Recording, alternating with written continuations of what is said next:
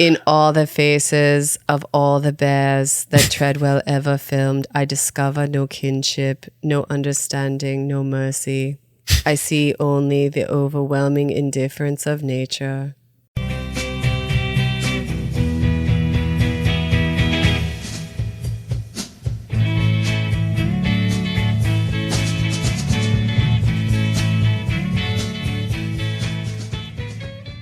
Welcome to Cult Favorite, the podcast that will never hide its campsite. It's just dangerous. It's bad form. I'm Merinda Simmons. And I'm Mike Altman. Do you go camping a lot? No. Okay. I've always wanted to be a camping type of person.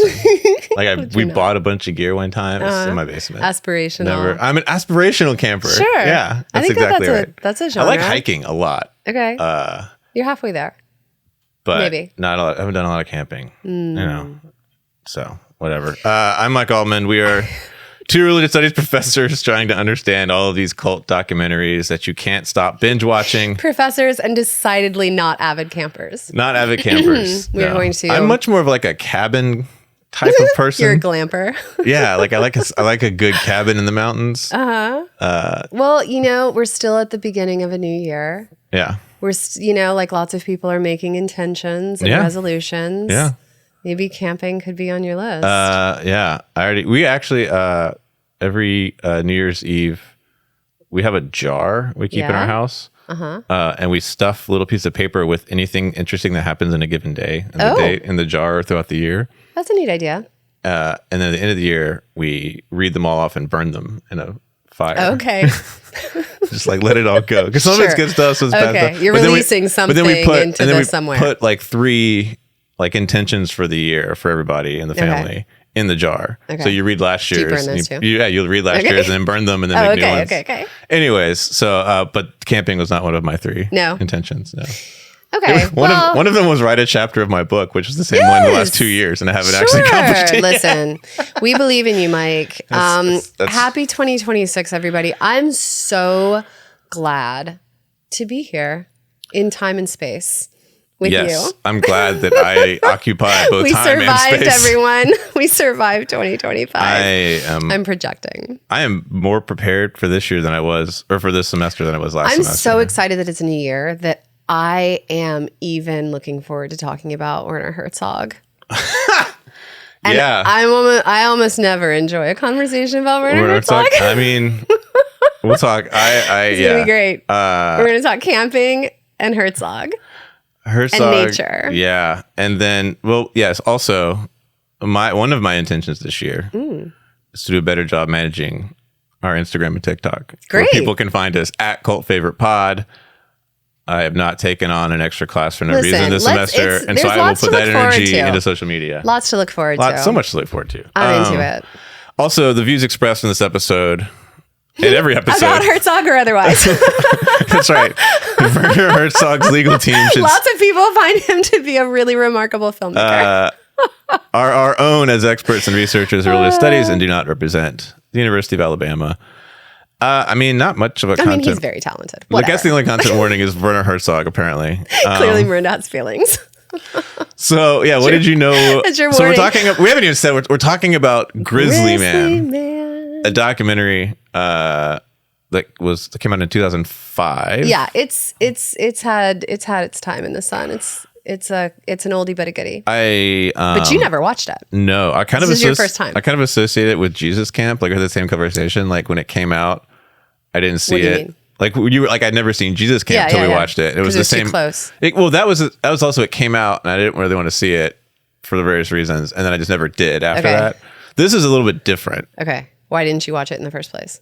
I don't think that I was in a world in 2005 where this would come across my... Oh, okay. It just didn't come across But then radar. when it did come across later, it was one of those things where I feel this way about Wes Anderson and the Coen brothers, who have actually written about both of those. But there are certain filmmakers and media and like, I feel certain bands, The National, that like... I'm so eager to hear where this is going. I know that these are like directly...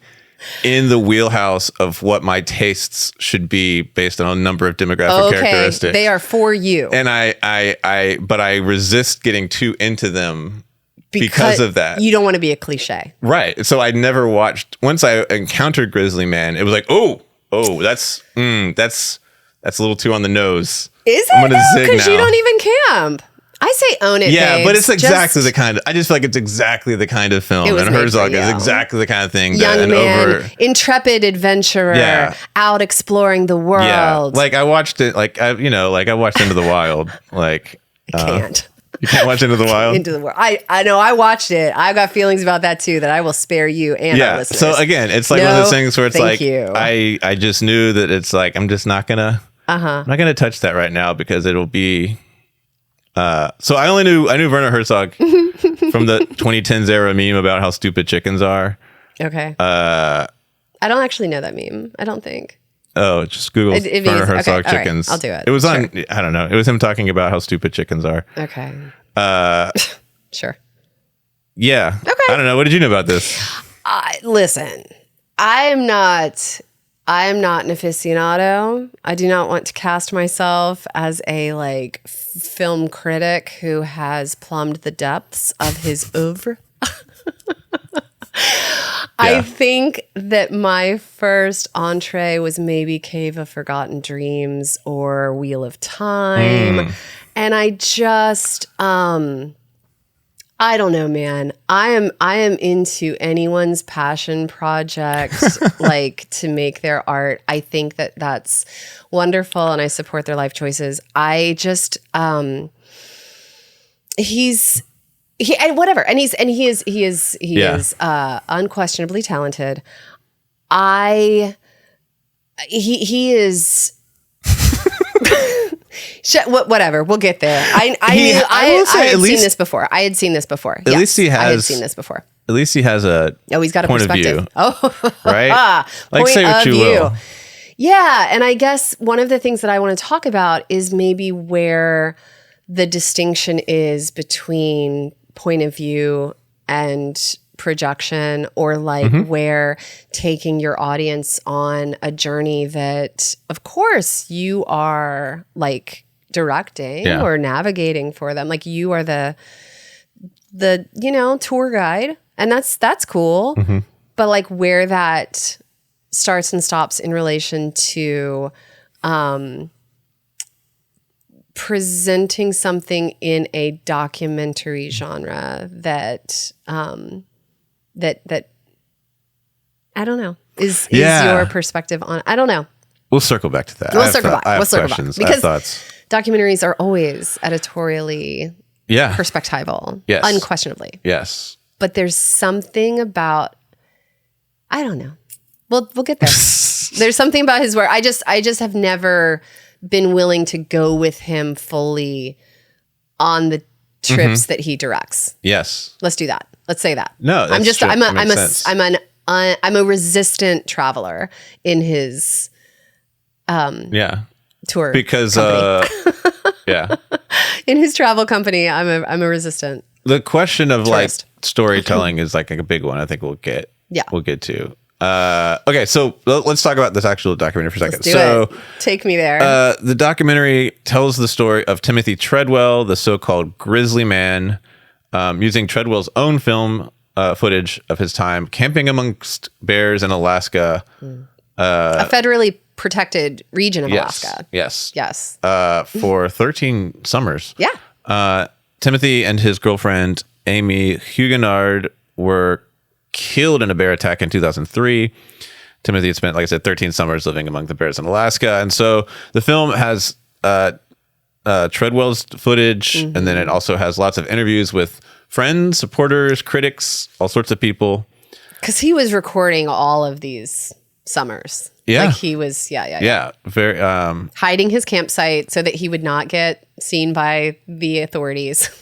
Yes. But filming all of it. Yes. And working with schools and stuff. And I think the documentary, I was kind of digging around okay, well, what is missed in this documentary? And you get a little bit of all the criticism. You get a little bit of a sense of how much the National Park Service did not like this guy.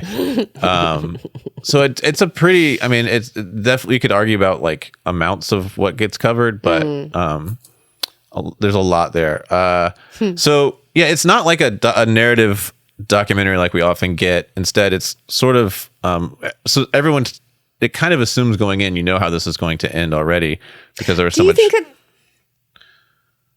Okay, keep talking. Sorry. Because they talk about the death pretty early on in a way that you're not wondering how long he's going to survive. No, it's not like a cliffhanger suspense thing. No, and so and so I think from the very beginning, early on in the film, there's sort of his death kind of hangs throughout the whole thing, and so it's more of a sort of thematic and psychological reveal than a narrative one.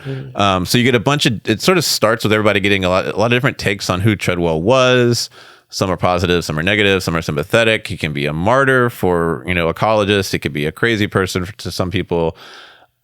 Even some folks who I think are sympathetic to the protection of bears sort of saw him as well-meaning but misguided.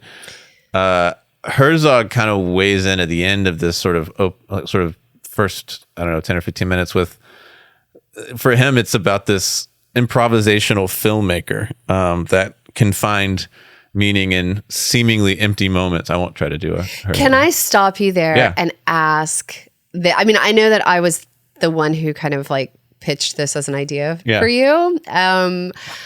But can we talk a little bit about, so as not to bury the lead, of like why this is included in a conversation about cult documentaries? Yeah. Like, to that very point of, here are all of these different takes on this character, Treadwell. Yeah. And the filmmaker is talking about making his ability to make meaning out of seemingly empty moments. Yeah. You will eventually hear my Herzog impersonation. It's not great, but I feel like I can't resist.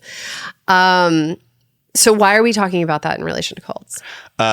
Good question. Two things. One, I think we had we were thinking about this in concert with the last documentary we watched, The Mission, about, this young man who heads off to missionize an untouched group of people.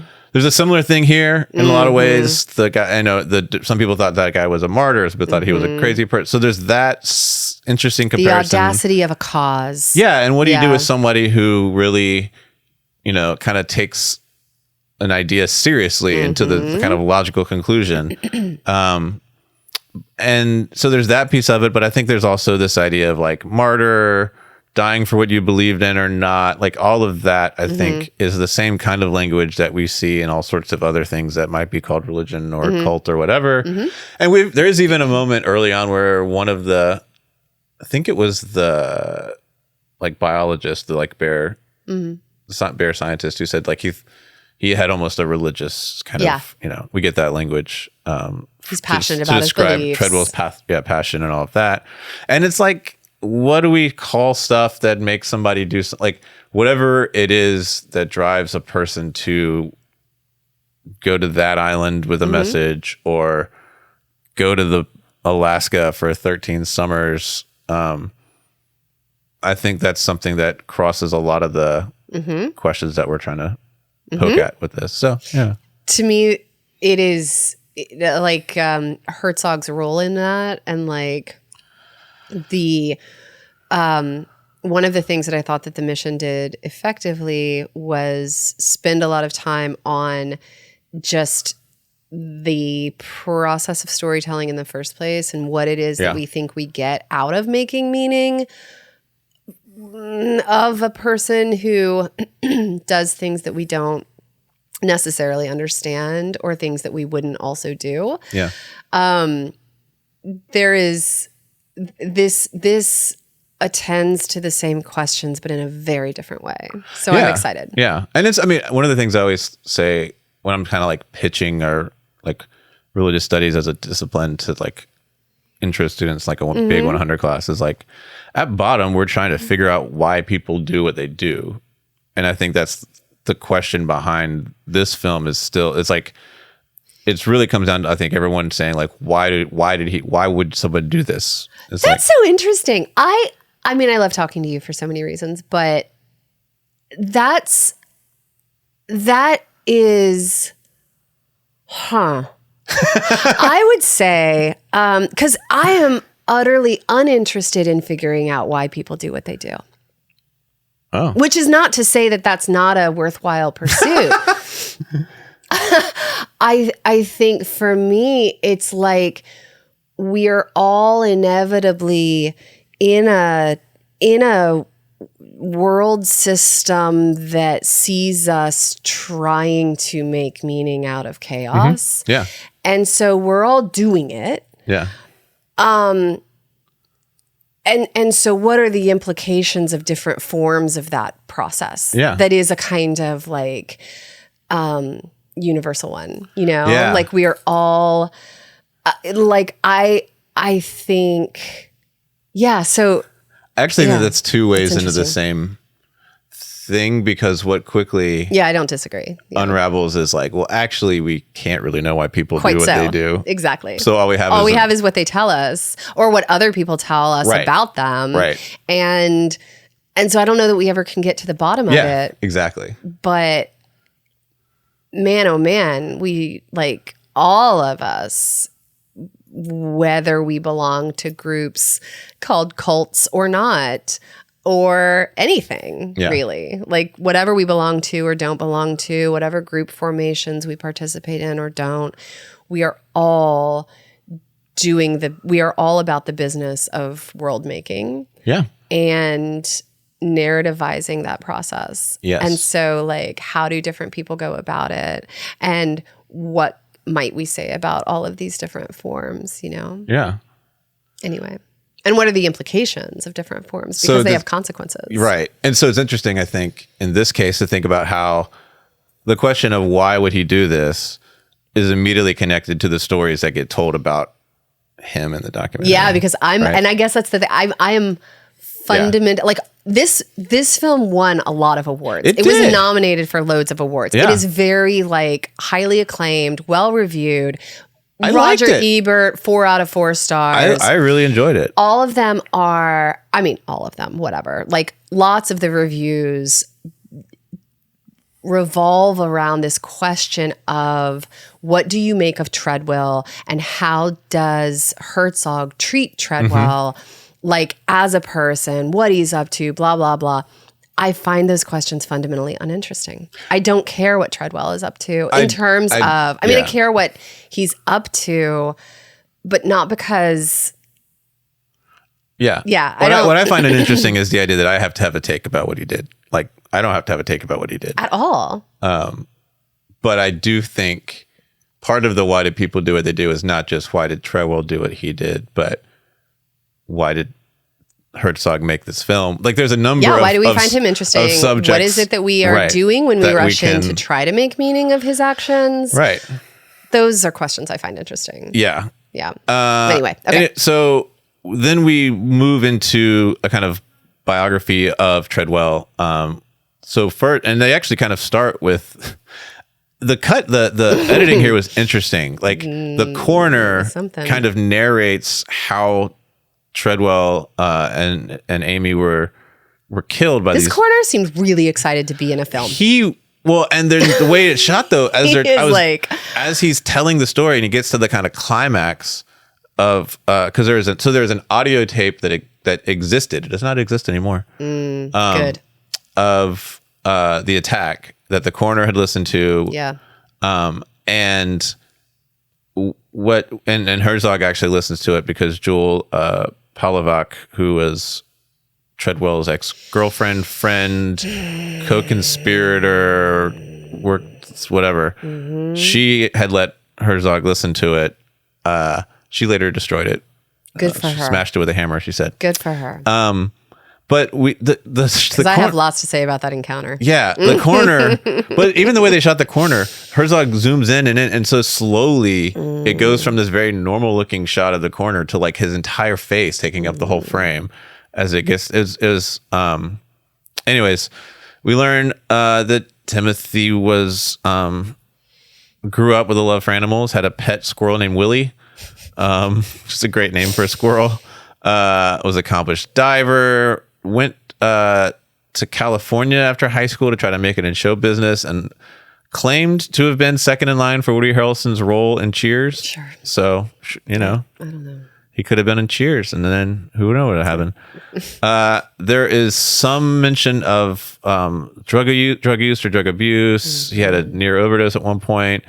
He made up a new persona for himself as an orphan from Australia and tried to do an accent that was not even really Australian, apparently. The conversation with his parents, I thought, was really interesting and kind of, I don't know, harrowing in its own way. I thought that was really, that was actually one of the things that I found difficult about the, or kind of moving or something. Yeah. I mean, because they talked about a lot of his struggles, mentally and otherwise, and that was one of the only times that we actually hear just get a tiny glimpse into this person's like psychological landscape, like anybody's, is really complex, and it's not just about this like dude adventurer who is out anthropomorphizing some bears. Like, anyway. No, yes, I agree. I mean, and if you have anybody, like, there's this thing about people who are really into something like this, whether, like, whatever it might be, that it's like, there's this double-sidedness of like, oh, that's their thing. They're like, like at the level that he was at, to like live in, like, where on one level they can be admired, but then there's a point at which you're like, wait, is this good for you? Like, I don't know, there's all these questions around that. And if that I find interesting. Well, or just like what it is what parts of this person, if we're going to tell a story about Timothy Treadwell, what are the things about him that we are taking seriously and shining light on? And what are the things that we kind of ignore? And I find none of that to be in the service of ultimately trying to make a claim about what he was really up to. It's just so categorically none of my business to make some kind of judgment call about what, like whether or not he was cool. It is just so not. Yeah.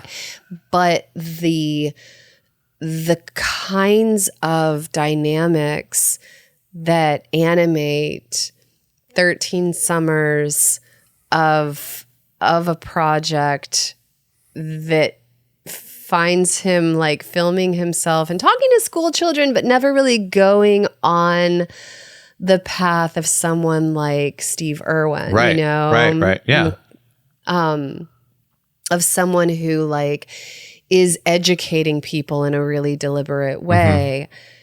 This guy is doing stuff for himself, about himself. And he's saying that he's protecting grizzlies. So, but it's really about him. It's unclear what the gains are, like what the gains that have been made for the bears. He says that he's protecting them from poachers, but we'll get there. Yeah. But you can imagine another world where someone can point to, we've spent X millions of dollars, we've raised this much money to blah, blah, blah, blah, blah, or we've done this or this or that. Like, there's not a lot of like deliverables here. Yeah. Right. And so it shifts from Treadwell himself to how he interacted with people and animals around him. We see a lot of footage of him interacting with bears in ridiculously close ways. And then we also see, people leaving him vague messages, like spray painting on rocks and various things that he takes as a threat. It kind of just feels like people are rage baiting him at a certain level.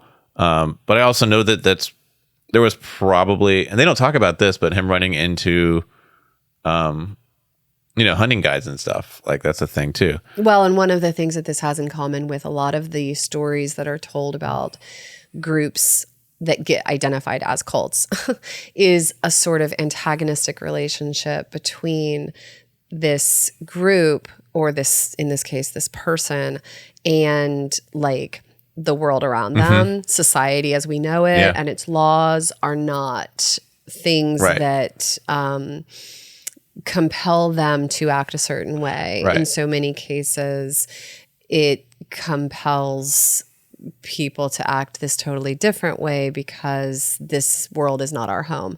And he very much has a similar ethos of like this government and the way that it, right. you know, deals with the landscape or its nature or whatever is not, whatever. Your laws are not my laws.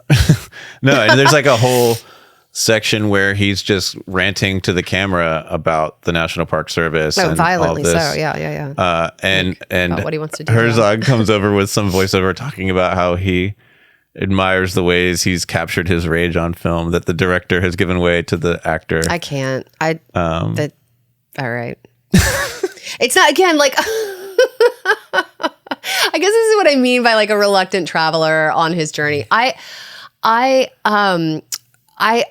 Whatever, Herzog's a human being, and so I'm interested in his opinion to the extent that I find humans interesting, and I want to connect with all sorts of humans. Like, let's talk about feelings. 10,000%, I'm here for it.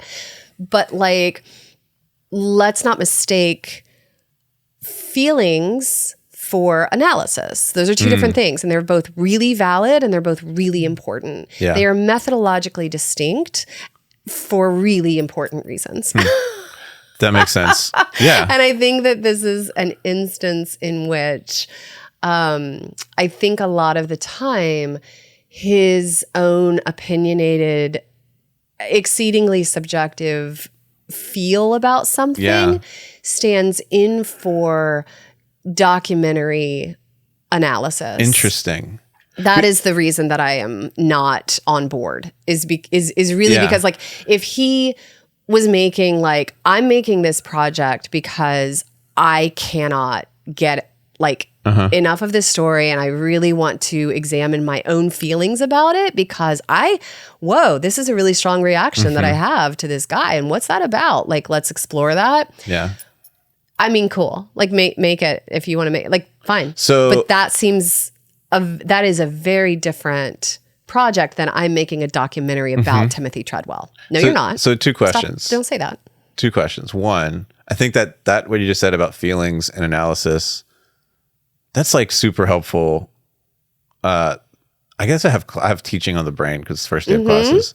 But like I feel like that's a distinction. I've never heard it articulated that way, but that is a distinction that I think we're often trying to get students to make. Sure. But I've never had that kind of language of feelings and as being methodologically. Listen, as someone who has long lived for decades and decades in my head and, you know, sublimated a lot of feelings and is trying now in my 4th decade to like, you know, make space for things outside of my brain.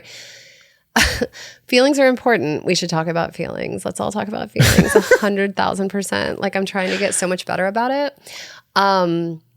But legit, like that's not. Yeah. It's just a methodologically different enterprise than what it is that we are up to which is not to say that like the left and right hemispheres of our brains have nothing to say to one another. It's not to further compartmentalize or create a binary. I don't mean that. I think it's actually like taking these spheres seriously means also taking seriously the ways in which they what they make possible and what ways in which they are limited. And I think that like trying to make a feeling do the analytical heavy lifting of like research and analysis. Yeah. That's not fair to that feeling. That's too much pressure. Stop trying to do that to the feeling. That's interesting. Take the feeling seriously and let it be what it is. Right. Stop trying to make that a left brain process. Yeah. Meanwhile, yeah. do not let, so, you know, like your brain always run the show, blah, blah, blah. It can be a bully. I totally get it. Cage of the mind, whatever. Fine. I think that in a lot of senses, like whether we're talking about scholarship or filmmaking and cinema or like, I mean, in so many different domains, but just, you know, the ones that are relevant to our conversations here where like scholarship and media are concerned. I think that this is why we end up talking about genre so frequently because of the ways that people try to slide between those spaces and let one stand in for the other. And that, I think, is a real short-sightedness that fails to, that does a real disservice to the very thing that you're trying to engage in. Yeah. Whether it's feelings or thought. That makes a lot of sense. Because they absolutely inform one another, but anyway. Okay, so the second question is like thinking about that. Do you see this?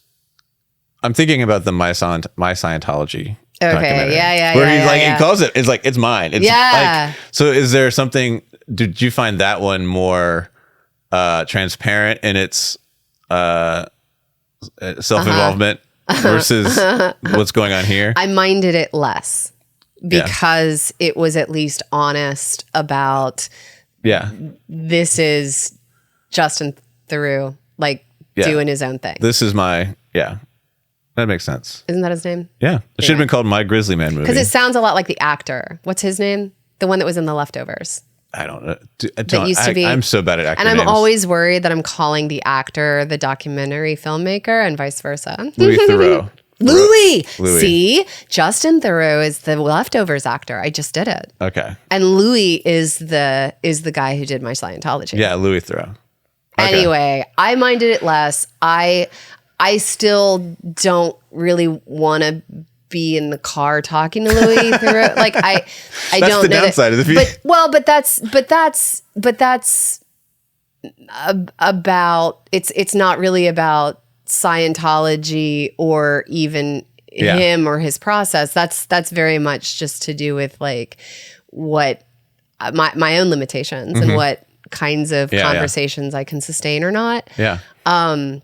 But he did not necessarily, I mean, he didn't come with the same gravitas suggesting, or the same, like, again, boldness that suggests this movie is about Scientology. He didn't have statements like, I believe the common denominator of the universe is not harmony, but chaos, hostility, and murder. I knew that you would eventually try. That was my favorite line of the whole. That was my favorite line of the whole movie. Yeah, it's just not because I liked it, but I was just like, all right. I mean, don't believe that. That's fine. But then, what is it? Why? Tell me why that belief is relevant to the material at hand. Yeah. What is that belief to do with the art that you are making and the story that you are telling? Maybe it's everything to do with it. It certainly is implicitly. Like, it becomes about it. Like, it becomes what it is. Yeah. But there's not a lot of reflexiveness about making that connection clear. Yeah. What do you want? So we're already kind of here, but what do you want to talk about? This film is about Herzog from top to bottom, but I think that and it gets to be like, again, whatever we write, whatever we make is on some level like very much we are never removed from our own positionality. So this is my critique is not implicitly to suggest. So I want to be really clear about not suggesting that there is some way to objectively present subject matter. Right. There is never a way to do that. And so that's not the problem for me. I think that attending to the degree of editorial intervention, again, just nicely illustrates a through line of these conversations that we've been having in this podcast, because like he is always inserting all of his own takes, like you just said. And so he's always foregrounding, again, what I think is a really important distinction between self-awareness and self-indulgence. I just don't, and it's not that someone doesn't get to be self-indulgent. I have, for example, can I give you a corny example? Sure. I have a lot of tenderness. So like here, I'm talking about a feeling. I have a lot of tenderness toward, which I would never normally say, Anderson Cooper's like grief podcast. He's just like making his own. He is on his own journey. Like I have not checked in with Anderson Cooper in a long time. You don't have to because again, like Boyfriend is just on his own journey. He is dealing with his own feelings. Wow. He is asking about loss and he wants to talk about it with people. And so he gets to do that because he's rich and he has a platform and he's a media star. Like, fine, whatever, do your thing. Yeah. So it's, in that sense, it's could be called self-indulgent, right? It's about me, for me. But the reason that it doesn't, the reason I have tenderness toward it, or the reason I don't mind it, let it exist, man. Good luck on your journey. Godspeed. Is because that is clear from the outset. Right. Here is what I am up to. This is not about grief. We are not plumbing the depths of this concept as a scholarly exercise. We are not going into like the psychological registers of what's happening psychologically and nope.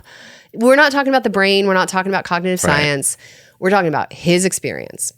Yeah. And he's sharing that with the people that he has conversations with who've had their experiences because human suffering is universal, whatever. Fine. Yeah. This is a movie ostensibly about Timothy Treadwell. No, it's not. No, it's not. And so that's my, just be clear. Like, when he says things like, okay, so is this what you just said? That I believe the common denominator of the universe is not harmony, but chaos, hostility, and murder. But it gets better. What? The next one that One day we'll charge $1 a month people to look at our show notes. In all the faces of all the bears that Treadwell ever filmed, I discover no kinship, no understanding, no mercy. I see only the overwhelming indifference of nature. That's my purpose. It's terrible. I see only the overwhelming indifference of nature. To me, there's no such thing as a secret world of bears. This blank stare speaks only to the half-bored interest in food. But for Treadwell, this bear was a friend and a savior. Like, okay, you see this and he sees that. Yeah. Tell me why that's interesting to you, Herzog. Why is that something that we need to? Because the reason that this is an issue, the reason this is a problem, in my opinion, but here I'm not, given like what I'm giving an analysis here about is genre, not about like whatever. The fact that with his ex-girlfriend, so Herzog has heard this tape of Treadwell and his girlfriend dying. And now he's talking to his ex, who has also, we've just seen at the coroner's office, the coroner, who is just seemingly so delighted to be on film, has so much to say about the importance of a watch and like tells her whatever, man. There's just so much projection onto this woman who is showing up with a human feeling about a loss. Yeah. So like, she's showing up with her feeling and she's grieving.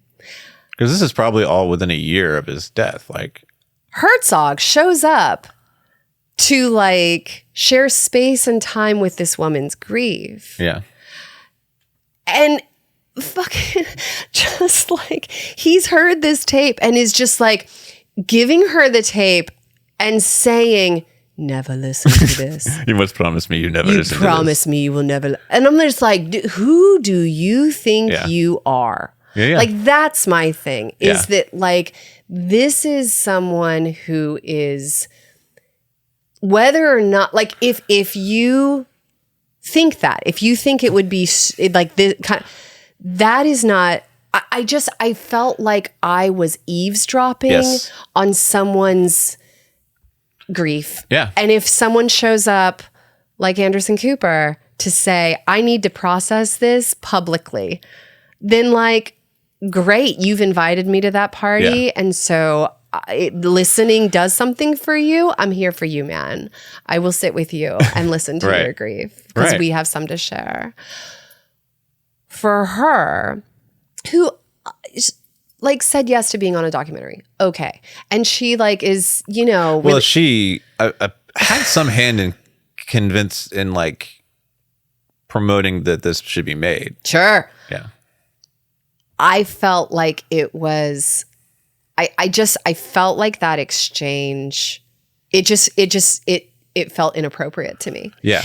It felt inappropriate in the, in its just modality, in Herzog's telling her as a filmmaker, I'm making a film about this dude. Yeah. I've never met him before. I'm going to tell you what you should or shouldn't do with or about this tape. Yeah. Meanwhile, I'm going to do that publicly as part of this film so that the listeners at home can be privy to this. I don't know, man. The degrees of presumption were just so heavy. And maybe she was doing the same as part of like, I don't know. I just know that it did not feel like something that I should have been allowed to listen to. Like if she's not allowed to listen to the tape in general, I felt like this whole conversation was something also that I was not allowed to listen to, and it was being foisted on me, and I did not like that. Yeah, at all. I think that, you know, all you said, you know, you talk about this projection all the way down. All of these things, all these sorts of documentaries, all these sorts of narratives are obviously stitched together. They're fabricated in these ways. For me, that scene and a couple others just seemed so staged and like premeditated that I agree with you about feeling like this is not a conversation I should be seeing, but also it just sort of like all these documentaries are fabricated, but some of them hide the seams better than others. It's like well-made furniture where you don't see the dovetails, you don't see how it's held together, right? I think that the moments that feel not only just like I shouldn't have seen it, but like it felt so staged and performed for me as a viewer in this case. Interesting. It just makes it feel like it's not. It makes it feel like I can see the seams in a way. I don't actually mind the staging and the seams. So I'm interested. So what is it that makes you not mind? What is it that makes you find that ineffective here and fine in relation to the Secret Lives of Mormon Lives, when you know that they did not just spontaneously decide to have a girls' trip to wherever, that was a production choice? Why is that not, like the seams are everywhere? Yeah. What is the not problem with that? Or like when do you mind seeing seams and why? I think it's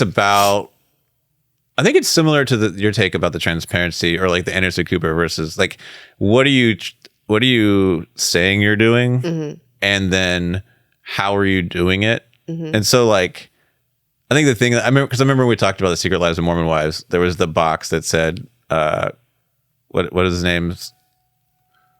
Hold on a second. Do we need to pause this? We'll pause while we get interrupted by the monthly storm thing. Oh, I didn't think about that. It'll be a editing splice later. It'll be fine. Yeah. It'll be easy to find in the thing. And I'll be able to find the spot. Nice.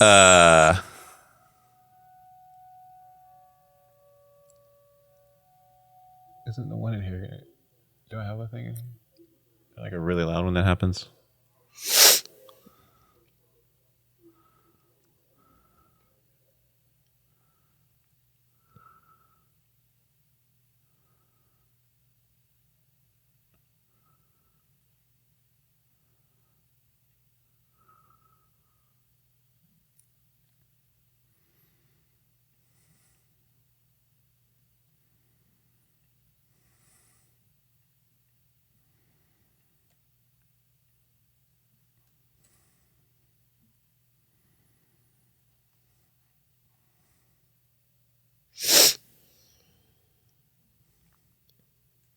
I did not look at.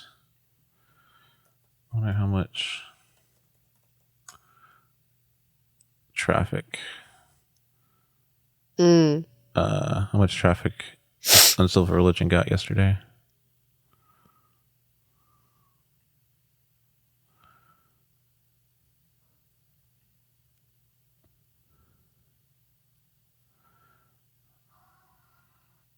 Not a ton. Maybe we don't have the bong, bong, bong thing anymore. I thought we had the big thing, yeah. 125 users on Tuesday. Is that right? I don't know.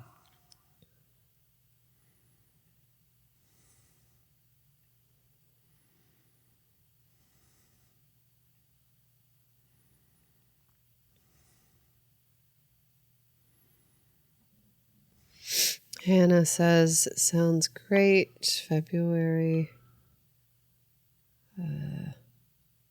19. Yeah, I'm actually probably going to ask her. Yeah, good. Ask Christian to do it.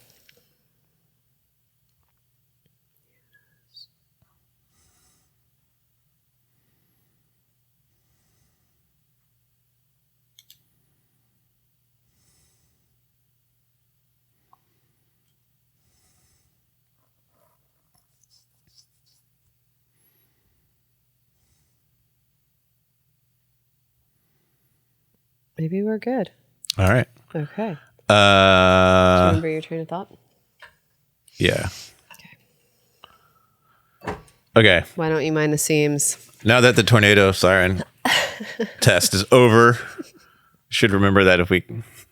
Well, I guess it's Wednesday. Okay, anyways. Now that the tornado siren is over, the seams. Yeah, so with Secret Lives of Mormon Wives, I think that, one... as they get better at production, the seams don't show as much. Like, really? I mean, not in the obvious ways. I mean, it's very shiny and well packaged. I just don't for a second believe that any of the narrative plot points are something that did not get initiated by production. Right.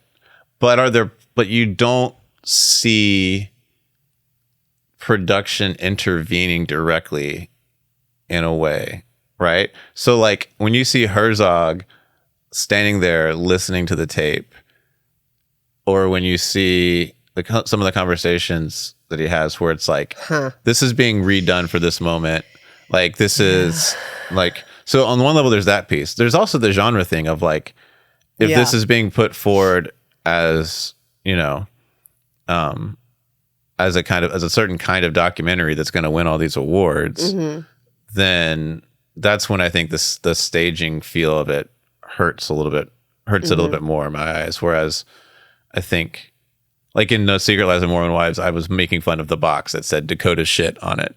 Oh yeah, right. Right. To me, because like no one writes that. Like that was an obvious example of like no one writes that on a box. But that was an earlier episode when I think they were self-producing, or that they all decide to go play laser tag or wherever. Well, that makes sense to me. That's not at all. Not at all. That's to me. part of the. Nope. That's part of the genre. Like so that's within the whole thing. Yeah. But they've gotten there's certainly less of this as it goes. But like the whoever it was behind the camera saying to who's the main one that started the whole controversy? Anyway, Taylor Frankie Paul telling Taylor that, you know, she looked hot in her dress or whatever. Like that kind of stuff is just I don't know. I feel like it is also exploitative and gross and doesn't take seriously but these women are also in on the joke. They are making their own livelihoods from this process. And so they get compensated in a certain way that is unclear. That's for also true. The person who Herzog shares a moment with that's just categorically none of our business. I guess I separate believability from execution of the genre or execution of the things that would make that makes sense. The expectations of believability, right? Yep. And so it's like, I don't want to feel like I see the magic trick. I know the magic trick is fake. I don't want to be able to see how it's fake. You're willing to suspend disbelief. You want... Don't insult my intelligence in the process. Right. Which for me is like a huge piece of like, the whole thing is the performance. Because Treadwell himself is clearly performing for the camera. In ways that are really interesting. I mean, getting to see the cuts and how many times in the different ways he does the same bits. Yep. Dude, I get projection all the way down. He's humanizing when he starts like yelling at the sky for rain because Downey and Tabitha are hungry and Melissa's eating her baby. Like, just that bothers me too. His certainty that he's protecting bears from poachers, like, that bothers me in a similar way. Yeah. So it's not to say that like this is a problem with Herzog, that like his subject matter is also performing a similar kind of problem for me. Do you think he gets that? But it's like, is it an invitation to see Herzog's performance? If because there's so many moments where Herzog comes in to praise Treadwell as a filmmaker.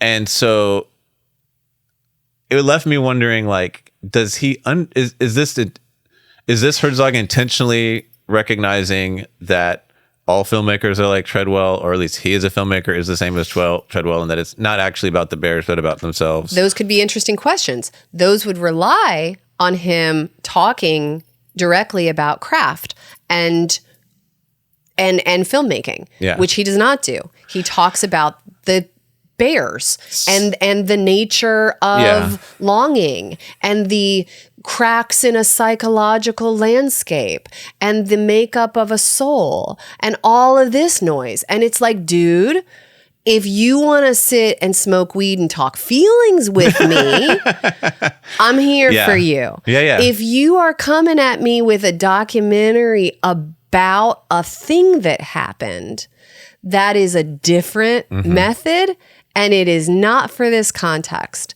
Like, that is like, so, and so then your thoughts on beliefs about the human soul and what inspires it has no place here. Neither does your weed or whatever he's like. No. It's the difference between claims of universality and claims of accessibility, right? So like your Anderson Cooper example is saying like, I'm going to tell you my story. I'm going to hear your story, and there will be an accessibility to people who hear it.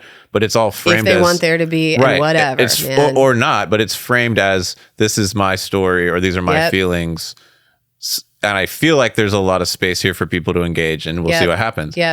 Whereas I think Herzog, and from a brief skim of his Wikipedia page, this is common, is doing a universality thing. Yes, this is Cave of Forgotten Dreams. Never what I mean, if she should not hear the audio tape of what, like, I'd never watch Cave of Forgotten Dreams. Like, it is all of this, man. It is a kind of like the human experience across time and space, connecting us forever and ever, or whatever. And it's just like, man, the reality though is that universality is just unmarked Herzog, right? You know what I'm saying? Like, by him not doing the Anderson Cooper of like, here's my reaction to this story. When Larry King talked to Stephen Colbert about the death of like when he's talking to Stephen Colbert about death and loss and grief, there's an interview specifically that I'm thinking of that I was just like, dude, what are you doing? This isn't cool. Because Larry King keeps pushing and he's a good interviewer. Larry King, but he's like, that must have been hard for you. Was that hard for you? That must have been hard. I'm like, and Stephen Colbert is sitting there just like, with grace and generosity, doing his Stephen Colbert thing. Anderson Cooper is not coming at that conversation as a news anchor. I mean, of course he is. Of course he has his methods and whatever. He is a broken inner child that is struggling with some dad issues. And he makes zero bones about that. Yeah. And so then it's like, here are my dad issues. What are yours? And that's something that people either find helpful to listen to or not. Right. But like, it's what I find presumptive is to assume that someone's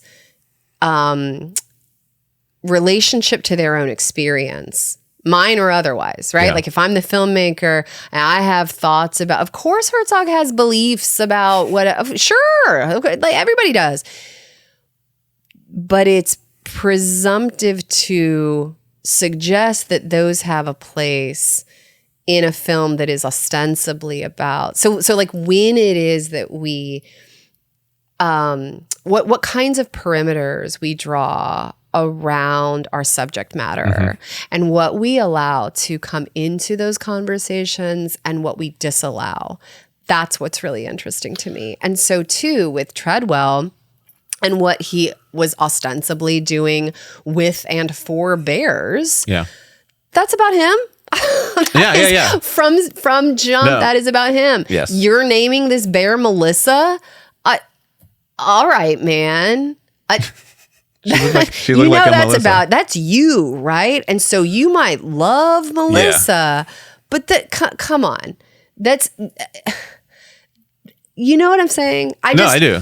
I don't. And that's where Herzog's take about the indifference of nature, and I don't see this on the bear's face, is a little bit missing the point. Yes. Because everything is indifferent. Is indifferent. You are not going to ever tell me what exactly is going on in this bear. Right. Whether it is a connection with an unlikely creature or whether it is cold indifference and bored hunger. It's not, what do you think that is a question to me, like, can God make a rock that he can't lift? Did you watch My Octopus Teacher when it came out during COVID? What? My Octopus Teacher on Netflix. Oh, yes. For the guy befriends an octopus. Well, listen, I say yes, no. I watched the first 10 minutes. It's probably beautiful. I have not given, I was not in a space We were all in all sorts of places then. Right. Like I was watching. I barely remember it. What was doing it for me during lockdown was Columbo. So as we have discussed. Yes. So like I needed a universe of order. Yeah. Where no good guys lead and is bad guys are clear. Well, like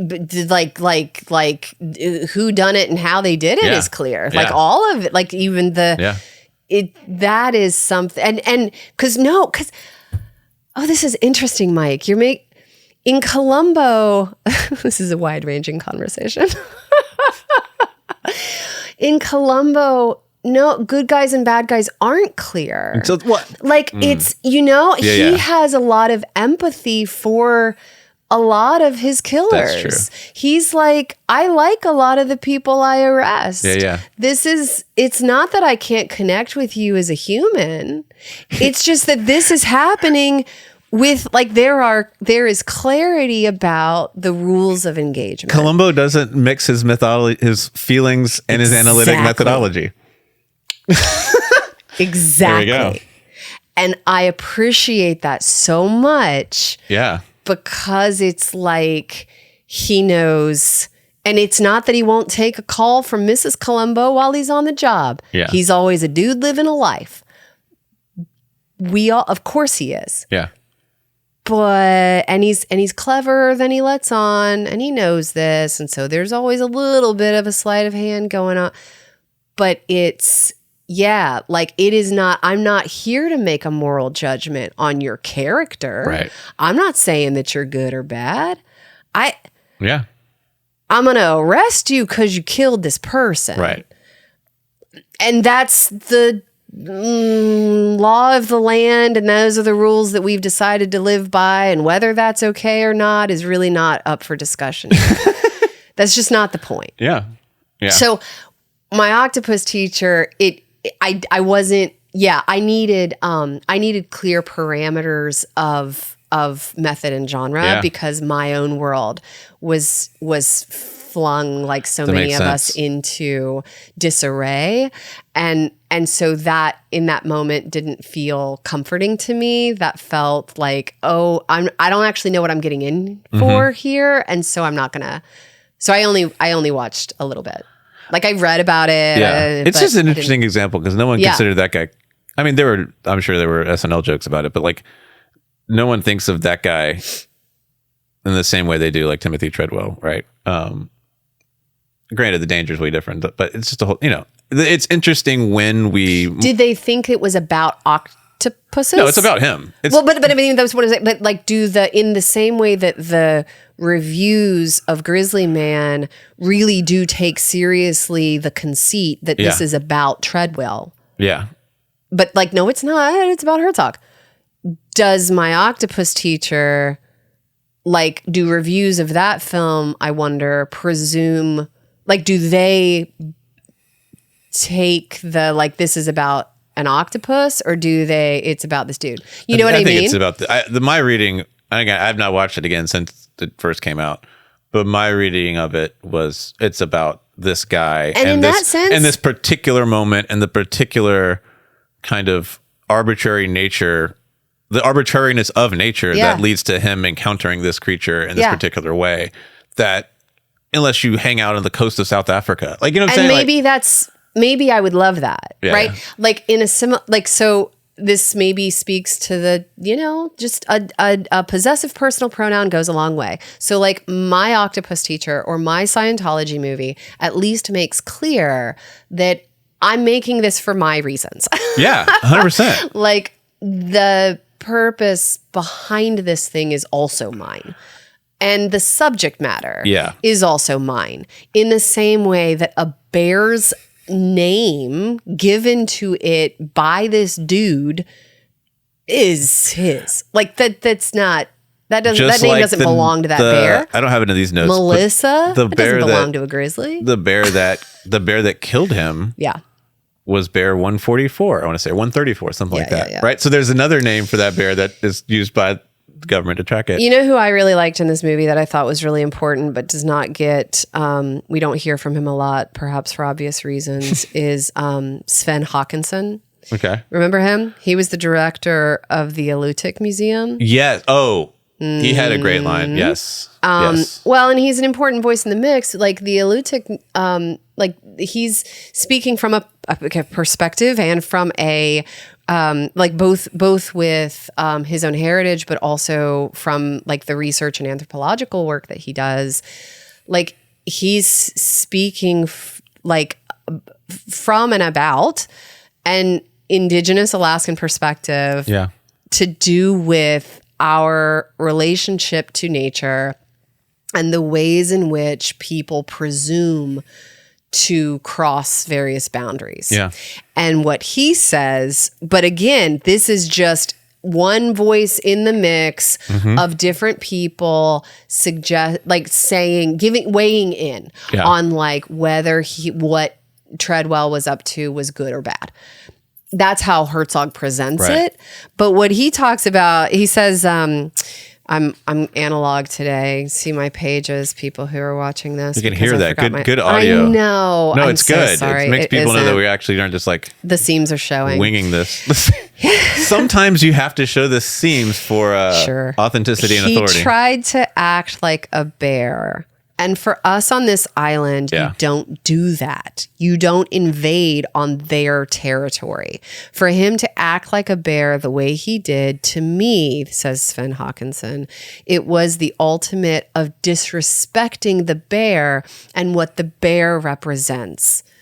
And he goes on, like, I think he did more damage to the bears. Because then to that, like, disrespecting the bear, Herzog then says, but he was protecting the bear, wasn't he? And he's like, well, I think he did more damage to the bears. When you habituate bears to humans, they think all humans are safe. If I look at it from my culture, Timothy Treadwell crossed a boundary that we have lived with for 4,000 years. Yeah. that's a perspective that I think is really interesting, because it's not one that suggests a kind of here's what the bears are really thinking, or here's what Treadwell is really thinking, and whether these motives make it okay or not. He's like, there's a boundary here. Yeah. Because different species are habituated to different things, and there are consequences to those habituations. Yeah. And so when you cross that boundary, that can be dangerous and even fatal work. Like, yeah. But it gets presented to us as, I think he was doing this. Well, I think he was doing that. He asked for it. No, he didn't. He was being great. He was, and so we just get a stream of those. Yeah. I think, and I would have liked to hear more from him. Yeah. About those boundaries. And the other, that makes me think about the other documentary that came to my mind that we've talked about. Listeners can go back to episode 26, episode 26, when we talked about the hatchet wielding hitchhiker, where yes, in a similar way. Now the difference is the kind of Herzog analog in that is the newscaster, I think, who puts, sort of gets this guy out into the world. But I think it is a similar case of how the story gets told, the details that are left out, the things that, and that one, I think you're getting kind of almost a step back view, as opposed to where Herzog is sort of making the myth at the same time. And what the hatchet wielding, which that's an interesting parallel. Like or example to put in conversation, because I had lots of issues with that film, as you will perhaps recall, but I appreciated that it at least touched on the complexity of a young man's mental landscape. Yeah. And like, everybody's mental landscape is complex. We all contain multitudes. There are all different needs that we have, and, but there was some context given for what was going on, what put him in this position in the first place. Yeah.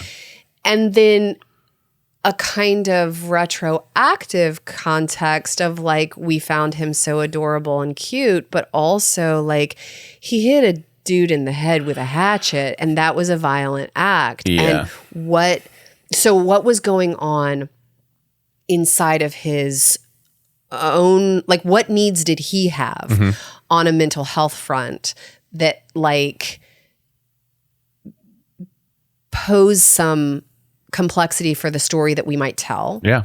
And also, what are the consequences of it being left unaddressed that we also might ignore in the service of a good story? Yeah.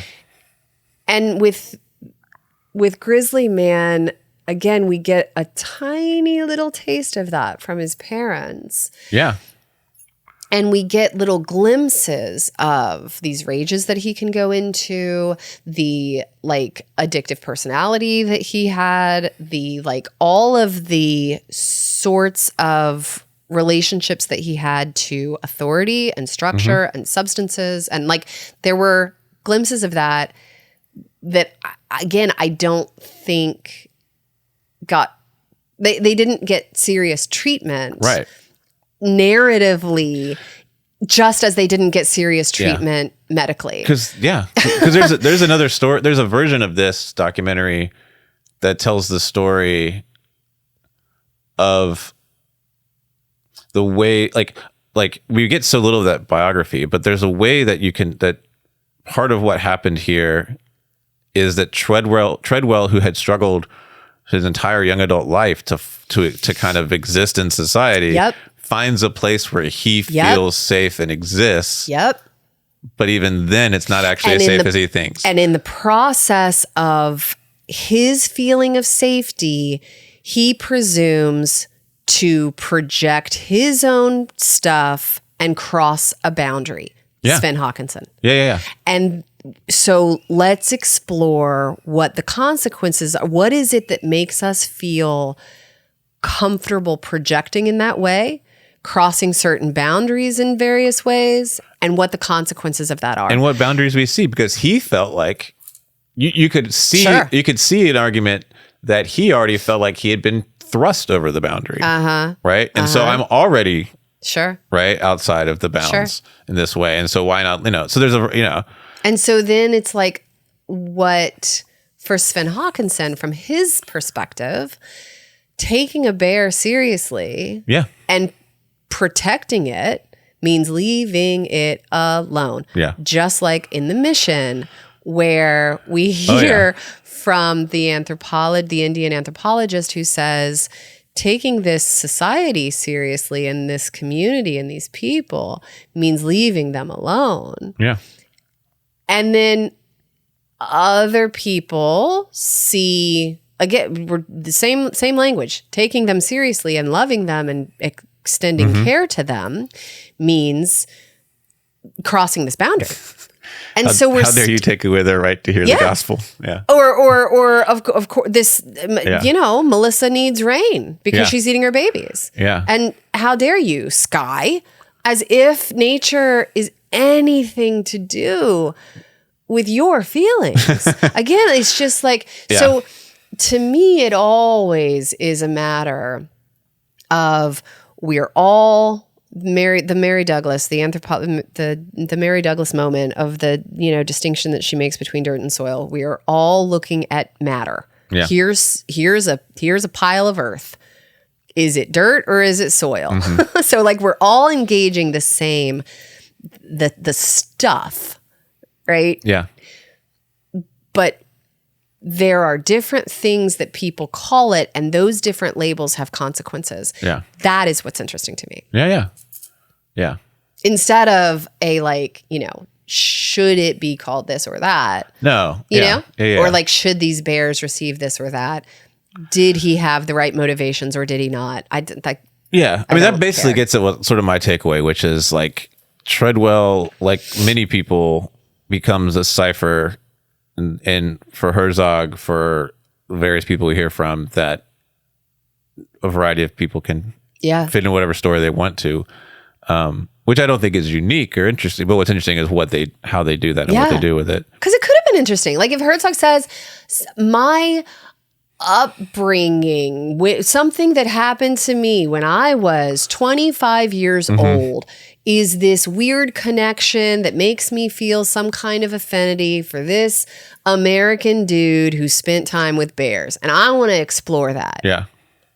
Sure. Yeah, great. Let's do that. That's, you know what I mean? Yeah. I'm not going to, I may or may not like be willing to show up for it, but that at least is like, okay, you're being self-reflexive about what it is that makes this an interesting case study for you. Yeah. Is it about the nature of the human spirit? I got nothing to say to that, man. Like I don't. Again, what's your takeaway? I think that curiosity and empathy are needful. I think projection can be harmful, and I think we need to be able to tell the difference so that we can cultivate the former and avoid the latter. Yeah. And I think that that's true across a host of contexts on so many levels. Yeah. I will co-sign that. I am here for Herzog's curiosity. But anyway. What's your cult favorite? Oh, well, okay. So I have brought up the show Documentary Now. Yeah, I still haven't watched it. Oh my God, Mike. Make that an intention that you can burn in 2027. Because I will see. So it has this great two-parter, Soldier of Illusion, which satirizes Herzog. Because Herzog, he made a lot of documentaries, but he also has made lots of like just narrative films. And he's also been in movies and stuff. He has an Instagram now, apparently. It's pretty good. Well, so one of his infamous filmmaking ventures was Fitzcarraldo, whose mess of a production was filmed in a less blank documentary called Burden of Dreams. Wow. Anyway, all right. Alexander Skarsgård is Herzog doppelganger Rainer Volz. He's amazing. It's incredible. And so he's like, the last time I sat on these ignorant stones, I was filled with Bavarian pride. With the vinegar of the pompous declared I could shoot. He's shooting 2 projects at once. One is a profile of like rural herding community during sheep breeding season or whatever, and the other is a CBS sitcom called Bachelor Nanny. And so he's trying to do both at once, and it's so good. It's so good. All right. So all right, now that you have seen Grizzly Man, I highly recommend Documentary Now's 2-parter Soldier of Illusion. It's remarkable. Also, I'm hydrating properly now that I'm in my mid-40s, thanks to a new water bottle. That's good. I love it. I brought it. It's a show and tell. This is I know. I like the shape. Great. Well, this is the thing. I could, it has to be, I'm apparently very Goldilocks about my water bottles. Yeah. This has 2 flat sides though. And so it's it's not too big, but it's also not too small. And so fill this up 3 times a day. The key is will it fit in the cup holder? And it fits in the cup holder, but it also fits in my hand, which is really nice. And anyway, those are my 2. That's amazing. Yep. But especially documentary. I would say also, I think I said this off. I don't think we said this on the recording, but Herzog, noted pro wrestling fan. So there you go. Yeah, and you can find some quotes from him about wrestling. They're interesting. Terrific. Okay, so dried mango has overtaken my house. Okay, it has become. We have a dried mango economy. This is your cult favorite? Yeah. Okay. I mean, mine was cilantro. Right. Okay. Yes, I'm channeling the cilantro stems moment. That was. Oh yeah, cilantro stems. Old heads know the early seasons cult favorites, but. Yeah, mostly. No, so dried mango. Yeah. It's gotten to the point where every child in my house has to have their own individual bag because they fight over who ate all of it. I'm looking and something there's up multiple other bags of it. It's just they'll trade. It's just a whole thing. So I think it's good. Tastes great. I'm not sure why everyone else in my family is insane about it, but. Yeah, I just went through a lot of dried mango over this break. Okay. So, do you know? This is a candy, but Vidal spicy mangoes. No, it's really good. Okay. They are. They're spicy. They're mango gummies, but they're spicy. Interesting. Yeah, and it's literally that. It is. It's just mango and spice. It's intense mango, but it's also got heat. Interesting. Yeah, it's a good gummy. I recommend. They sell them at Five Below. I've never set foot in a Five Below. I don't recommend it. But I feel like it would immediately. I was there for something very specific, and that is where I also learned that I refused to pay more than $5 for. I learned about spicy mango because there is a discount. I guess it's a grocery store, but it's so much more that I've never visited in town that for a variety of reasons or for weird reasons, one of my kids ended up going to, and they have these bins that they fill with just like random stuff. I wouldn't be able, my brain wouldn't take it. No. On Tuesdays, it's 50 cents. Yeah. On Wednesdays, it's $1. So on Thursdays, rifle through things, right? Right. So they were bound and determined.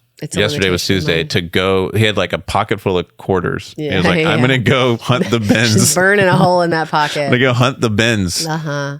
And he didn't actually find anything. But anyways. Cool. Dried mango. Yeah, dried mango. Thanks for listening to Cult Favorite. Subscribe to the podcast on Spotify or Apple, YouTube. Leave us a rating and a review. Follow us on Instagram and TikTok at Cult Favorite. Should we tell them what we're going to do next?